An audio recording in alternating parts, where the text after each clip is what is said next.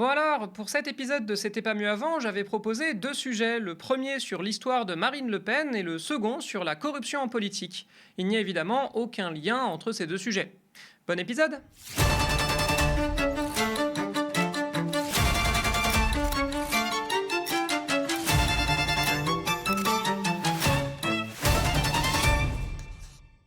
Bonjour et bienvenue dans C'était pas mieux avant, votre émission dans laquelle on revient sur des personnalités et des événements marquants de l'histoire politique de la France et du monde. Le sujet de l'épisode de cette semaine, c'est donc la corruption. On va faire une histoire de la corruption, notamment de la corruption politique, c'est même principalement de cette corruption-là que l'on va parler. On parlera principalement de la corruption en France, mais comme c'est une émission historique, j'ai eu envie de remonter un peu beaucoup plus loin. Cela dit, petit rappel avant de rentrer dans l'histoire du sujet.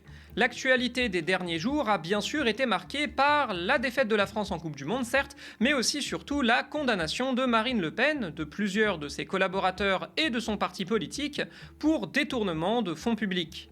En l'occurrence, ce sont des fonds européens qui ont été détournés et qui ont été utilisés, même pas au moins pour soutenir l'activité politique du parti, mais carrément pour alimenter le train de vie quotidien des membres du parti. Une condamnation toutefois très clémente qui ouvre la voie à une candidature de Marine Le Pen à la présidence de la République, au détriment du pauvre petit Jordan qui s'y voyait déjà. Je rappelle que pour bosser simplement dans l'administration publique, peu importe le poste, il faut présenter un casier judiciaire vierge, mais pour diriger la France, par contre, ça va, tu peux être un criminel. Et cette clémence s'appuie sur une jurisprudence qui nous vient tout droit du Conseil constitutionnel, et notamment de son nouveau président, j'ai nommé Richard Ferrand. Mon collègue Niels Wilke, dans l'émission Les Indiscrets, nous avait abondamment parlé du deal secret qui aurait été passé par Marine Le Pen avec Richard Ferrand, en appuyant avec le Rassemblement national la candidature de ce dernier à la présidence du Conseil constitutionnel en échange d'un petit coup de pouce judiciaire. Cette situation est évidemment venue relancer les accusations de justice de classe déjà, des personnes beaucoup plus pauvres peuvent être condamnées à des peines beaucoup plus lourdes pour 0,001% de ce que Marine Le Pen et ses potes ont fait, mais aussi donc de corruption. Marine Le Pen étant accusée d'avoir corrompu le désormais président du Conseil constitutionnel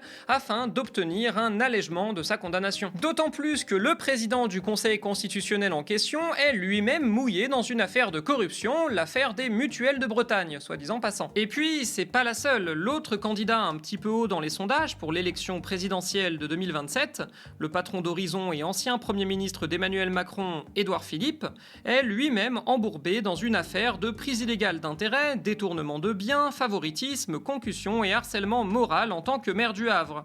Ce que j'ai l'impression que personne ne rappelle jamais, j'abuse à peine, alors que c'est un petit peu grave quand même. Le candidat officiel du parti de Macron, à défaut d'être candidat officiel de Macron, Gabriel Attal, n'a pas lui-même d'affaires aux fesses, mais le parti Renaissance, c'est un peu le festival du conflit d'intérêts. Le nombre de députés macronistes visés dans des affaires judiciaires ces 10 dernières années a été assez exceptionnel. D'une manière générale, l'ère Macron a vu une augmentation des affaires de corruption en France. L'ONG Transparency International témoigne par exemple d'une dégradation de la probité politique en France sur les dernières années, avec par exemple une augmentation de 85% des faits de corruption impliquant des élus entre le milieu des années 2010 et aujourd'hui. Alors dans cet épisode de C'était pas mieux avant, je vous propose de faire une histoire de la corruption et plus particulièrement de la corruption politique afin de mieux comprendre ce phénomène avec une perspective historique et de comprendre à quel point il est ancré dans les différentes pratiques du pouvoir.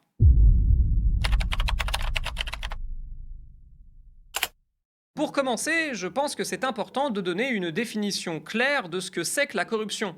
Parce que même si ça paraît un peu évident pour tout le monde, ça l'est pas forcément autant qu'on ne le croit. Par corruption, donc, on entend le fait d'utiliser des moyens frauduleux ou d'abuser d'une position d'autorité pour obtenir des avantages privés. Et je dis bien privés et non personnels, parce que ça c'est un truc qui revient souvent dans la défense des politiciens corrompus, de Pasqua à Sarkozy. Ils affirment toujours que c'est pas si grave que ça parce qu'il n'y a pas eu d'enrichissement personnel.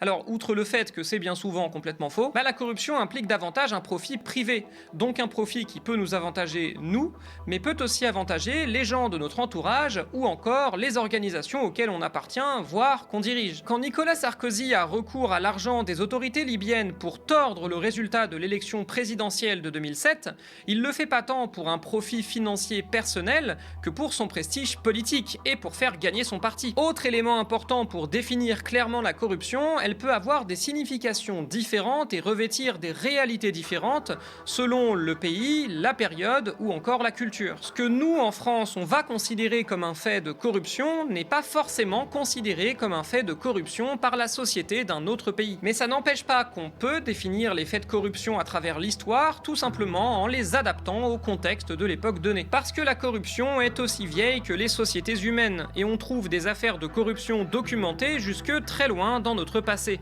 En Mésopotamie, au 19e siècle avant notre ère, donc il y a quasiment 4000 ans, le personnel judiciaire n'était pas payé et rarement professionnel. C'était souvent les justiciables eux-mêmes qui rémunéraient les juges, ce qui, vous vous en doutez, n'est pas la manière la plus fiable de s'assurer de l'intégrité de ces derniers. La corruption judiciaire à l'époque correspondait donc, pour les justiciables, à payer les personnes chargées de les juger afin de s'assurer de leur clémence. Si on accélère un peu dans le temps, la corruption politique est à l'origine de la toute première grève connue de l'histoire de l'humanité. Au XIIe siècle avant notre ère, il y a donc plus de 3000 ans, le scribe Amenhart rapporte que les fonctionnaires de l'administration égyptienne détournent le ravitaillement destiné aux ouvriers de la vallée des rois. Se retrouvant sans vêtements, sans boissons, sans nourriture et sans onguents en quantité suffisante, les ouvriers décident de cesser le travail et d'occuper les bâtiments administratifs des temples afin de contraindre les autorités à négocier. Après, il y a une corruption antique qu'on connaît mieux, c'est celle d'une période qui nous est particulièrement enseignée quand on est à l'école, la République romaine au 1er siècle avant notre ère. On pense notamment à la conjuration de Catilina au début du 1er siècle avant notre ère, il y a donc plus de 2000 ans, un vaste complot dont l'objectif était de prendre le pouvoir à Rome au profit du sénateur Catilina en profitant de l'absence de Pompée, qui était en guerre contre Mithridate à l'autre bout de l'Empire. D'autres personnalités politiques importantes de cette époque sont accusées d'avoir participé au complot, même si c'est assez compliqué de savoir si c'est vrai ou non, comme par exemple un certain Caius Iulius Caesar, 4e du nom, Jules César, c'était juste pour flexer. Bon, en vrai, même si c'est peu probable qu'il ait participé activement, c'est assez probable qu'il était parfaitement au courant de ce qui se passait. Ce que ça nous apprend aussi, c'est que la corruption profite de l'instabilité politique pour se développer. Le cas de corruption dans l'Égypte antique dont je vous ai parlé, il se place dans une période de déclin de l'autorité royale dans le nouvel empire égyptien. La conjuration de Catilina a lieu en 63 avant Jésus-Christ, dans un contexte d'instabilité politique et sociale pour la République romaine, et peu de temps avant le début de la guerre civile de la fin de cette même république. Les périodes de crise politique et sociale facilitent le développement de la corruption, notamment du fait de la déstabilisation du fonctionnement normal du pays en question, ce qui incite ceux qui en ont les moyens et qu'ils veulent à emprunter des chemins détournés.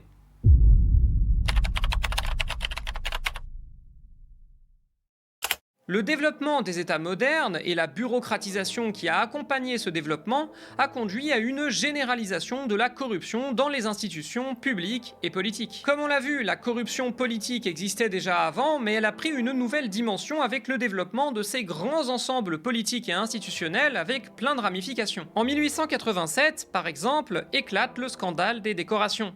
Il est révélé que des notables de la jeune Troisième République achètent les honneurs de décoration militaire auprès d'un général, Louis-Charles Caffarel. L'affaire remonte jusqu'au gendre du président de la République de l'époque, Jules Grévy, qui est contraint à la démission. Et ce n'est pas une petite affaire, parce que Jules Grévy est le premier président de la République à être issu des rangs des Républicains, parce que la Troisième République était pensée par pas mal de monde comme un régime temporaire après le Second Empire, et les monarchistes y ont occupé une place prépondérante durant les premières années. La fragilisation de Jules Grévy était donc une opportunité pour les monarchistes, d'une part, mais aussi de l'autre côté pour la gauche radicale et l'extrême gauche. Des socialistes et des radicaux voyaient dans l'affaire des décorations la possibilité d'organiser un coup d'État afin de renverser la Troisième République, mais par la gauche. Même si la République survit à ce scandale, il montre l'importance de la corruption présente au niveau des politiques, des policiers et des militaires. Ça la fout évidemment assez mal pour une République qui essaye à ce moment-là de construire sa légitimité, notamment sur une idée de probité. Et ce scandale vient renforcer le mouvement boulangiste, premier mouvement populiste de la Troisième République mené par le général Boulanger, aux accents fortement anti-parlementaires. C'est particulièrement vrai pour l'extrême droite, qui durant les décennies suivantes dominante utilise la corruption comme un moyen de dénoncer une troisième république décadente et noyautée de l'intérieur. Bah oui, la logique de l'ennemi de l'intérieur, très chère à l'extrême droite d'hier comme d'aujourd'hui, elle se nourrit particulièrement de la corruption. Et ce quand bien même les régimes d'extrême droite sont tout aussi corrompus, si ce n'est plus, que ceux qu'ils remplacent. Officiellement, le régime de Vichy, qui gouverne la France de 1940 à 1944, lutte contre la corruption. Et cette lutte est même l'un des axes majeurs de sa communication politique.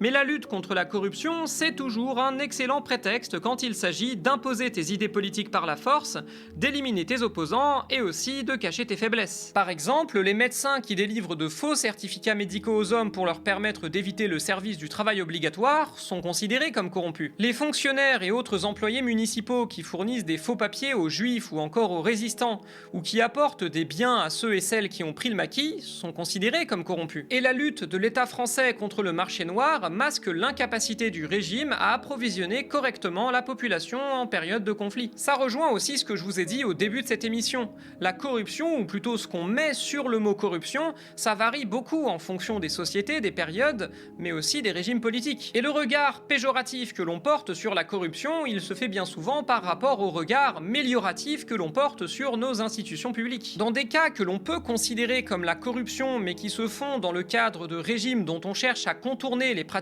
inhumaines, on parle rarement de corruption en fait. On parle plus souvent de résistance, voire de résistance passive. Et dans le cadre de régimes autoritaires, ou même carrément fascistes, le prétexte de la lutte contre la corruption, c'est un excellent moyen de museler les oppositions et d'éliminer les poches de résistance.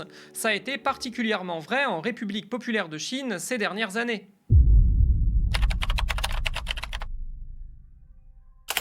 En France, dans les années 1990, on a assisté à une explosion des affaires de corruption. Jusqu'à l'avant-dernière décennie du XXe siècle, le nombre annuel de condamnés pour corruption dépassait rarement quelques dizaines par an. À partir des années 90, en revanche, ce nombre a largement dépassé la centaine, et au début des années 2000, on était même au-delà des 200. Et c'est pas tellement parce que la corruption a augmenté, elle était déjà bien présente avant et bien enracinée dans les pratiques de nos sociétés, comme on l'a vu. C'est aussi parce que de nouveaux moyens de lutte contre la corruption ont été mis en place, et enfin, parce que la perception que les citoyens avaient de la corruption, elle a changé. Bien aidé par des scandales retentissants comme l'affaire Elf par exemple, qui a impliqué plusieurs centaines de millions d'euros de l'entreprise publique qui ont été détournés au profit de personnalités politiques, de gauche comme de droite de gouvernement. Ça a été encore plus vrai en Italie dans les années 90, où les procès pour corruption ont donné lieu à une explosion quasi intégrale de la scène politique. Quasiment tous les grands partis de cette époque ont disparu suite aux grands procès qui ont été organisés,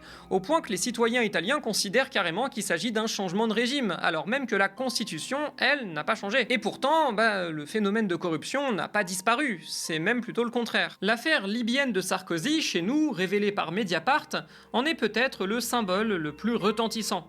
En sollicitant de l'argent libyen pour augmenter illégalement le financement de sa campagne présidentielle, Nicolas Sarkozy a influencé le résultat du scrutin le plus important de notre pays, et a donc eu une influence concrète sur les orientations politiques de la France.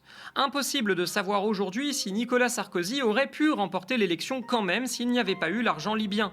D'autant plus quand on sait à quel point l'argent que tu peux mettre dans une campagne peut influencer le résultat que tu y fais. Plus récemment, à gauche, si Jean-Luc Mélenchon a pu faire d'excellents résultats aux 2 dernières élections présidentielles et s'apprête à le refaire l'an prochain, c'est aussi parce qu'il a fait des campagnes à très gros budget, bourrées de technologie, avec d'ailleurs quelques petites affaires à la clé sur le financement. En fait, la lutte contre la corruption, c'est un travail qui n'est jamais terminé, parce qu'à mesure que les réglementations s'adaptent pour essayer de faire diminuer la corruption, les pratiquants de la corruption s'adaptent aussi pour pouvoir continuer à contourner les règles. Et d'ailleurs, la lutte contre la corruption, c'est aussi un excellent moyen de s'acheter une posture politique à peu de frais.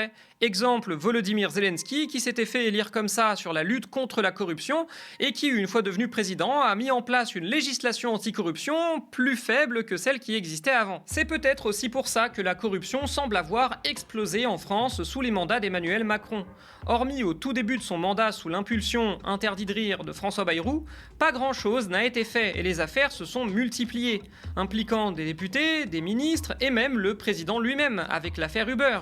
On rappelle que Macron a été corrompu par les lobbyistes du beurre pour influencer la politique française et inciter à la libéralisation du secteur du VTC, pour favoriser l'entreprise états-unienne et légaliser ces pratiques qui n'étaient pas autorisées en France. C'est aussi dû au fait que le macronisme, c'est un peu l'apogée du pantouflage. Sous couvert de promouvoir la société civile, un grand nombre de personnes issues du privé et des milieux d'affaires ont obtenu des postes de ministres, des charges de députés. Et ce mélange entre le privé et le public, entre l'affairisme et la politique, qui existe déjà dans l'absolu, s'est encore plus concentré, pavant la voie à une multitude d'affaires de fraude, de conflits d'intérêts et de corruption au sens large. On en arrive au point où c'est presque plus facile de compter les candidats à la présidence de la République mis en cause dans des affaires de corruption que ceux qui le sont pas. Et ça implique aussi que si on voulait réellement mettre un terme à la corruption, si tant est que ce soit possible, il faudrait pas seulement adapter les réglementations, il faudrait remettre à plat l'intégralité du système politique et aussi du système social.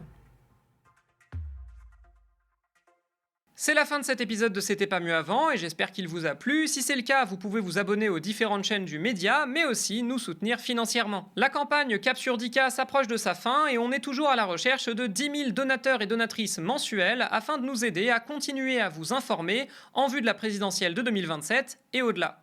À la prochaine!